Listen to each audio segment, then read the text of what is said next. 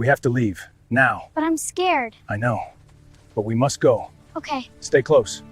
The wind howled like a lonely spirit across the dusty auction yard, carrying with it the scent of dry earth, worn leather, and forgotten dreams. Beneath the gray morning sky stood a thin orphan girl, no older than 10, her fragile hands trembling as she clutched the torn edges of her faded dress. Her pale blue eyes searched every passing face with a desperate hope that slowly dimmed with each passing moment. The crowd gathered before her, ranchers, traders, families looking for strong hands, but no one looked at her as someone worth choosing. To them, she was simply another burden, another mouth to feed, another shadow in a harsh world. "I don't cause trouble," she whispered, her voice barely louder than the whispering wind. "I can work. I can clean, please." But her words fell like dust at their feet. The auctioneer cleared his throat, his voice sharp and indifferent. "Next," he called, already turning away, ready to dismiss her existence like an unwanted memory. Laughter murmured among the crowd, and some men shook their heads, uninterested. A woman pulled her son closer, whispering something about hardship and responsibility. The girl's small shoulders sank. She had seen this moment before, the rejection, the cold turning of backs, the silent judgment that she was not enough. She had learned early that the world could be merciless, but each rejection still pierced her heart like a blade. Her lips trembled. "Nobody picked me," she murmured, the words heavy with heartbreak. Tears welled in her eyes, but she forced them back, determined not to cry in front of strangers. She had promised herself she would be strong. Yet her knees shook, and fear wrapped around her chest like chains. Just as the auctioneer prepared to move on, a quiet voice rose from the back of the crowd. "Mine." The single word cut through the noise like thunder in the desert. The crowd turned. A lone cowboy stepped forward, his boots pressing firmly into the dust with each measured step. He was tall, broad-shouldered, dressed in a weathered coat that had seen countless storms. His face bore the marks of hardship, a rough beard, tired eyes, and the silent weight of years spent in solitude. Yet there was something gentle in his gaze, something steady and unwavering. He raised his hand again. "I'll take her." A ripple of surprise spread among the onlookers. Some whispered, others laughed in disbelief. The auctioneer blinked, confused. "You sure about that, Mr. Carter? She's small, weak, not much use on a ranch." The cowboy, Carter, didn't hesitate. "She's not a tool," he replied calmly. "She's a child." The girl stared at him, her breath caught somewhere between fear and hope. No one had ever spoken for her like that. No one had ever claimed her as something more than a burden. Carter approached slowly, kneeling before her so his eyes met hers. "What's your name, little one?" She swallowed, her voice shaking. "Emily." "Well, Emily," he said softly, removing his gloves, "you're coming home." Home. The word sounded foreign, almost unreal. Her eyes widened, searching his face for cruelty, for deception, for any sign this was a cruel joke.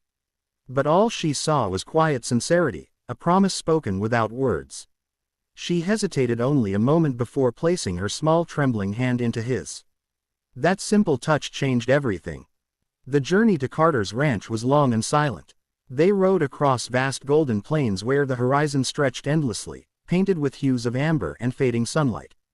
Emily sat stiffly beside him on the horse, unsure of how to speak, afraid that any mistake might cause him to change his mind. Carter sensed her fear but did not force conversation. He simply rode steadily, offering her his coat when the wind grew cold, sharing water when her lips grew dry. His kindness was not loud or dramatic, it was quiet, patient, and constant. As dusk settled, they reached a modest ranch tucked between rolling hills. It was simple. A wooden house, a red barn, and wide fields waiting patiently beneath the sky. There was no grand estate, no luxury, only peace. Emily hesitated at the gate. You won't send me back?" she asked in a fragile voice. Carter removed his hat, kneeling beside her once more. "I don't take what I don't intend to keep," he said gently. Something inside her shattered. Years of fear, loneliness, and rejection breaking apart like fragile glass. Tears finally spilled down her cheeks. For the first time in her life, someone had chosen her. Days turned into weeks, and the ranch slowly transformed Emily's world. She learned to feed the chickens, gather eggs, and help mend fences. Her hands, once trembling with fear, grew steady with purpose. Her laughter, rare and uncertain at first, began to echo across the fields like music. Carter remained a quiet presence in her life. He was not a man of many words, but his actions spoke volumes. He fixed her a small room, built her a wooden doll when he noticed her staring longingly at a toy in town, and sat beside her during storms when thunder frightened her. One evening, as the sun painted the sky in shades of gold, Emily asked, "Why did you choose me?" Carter looked toward the horizon, his eyes distant. "Years ago," he said slowly, "I lost my family.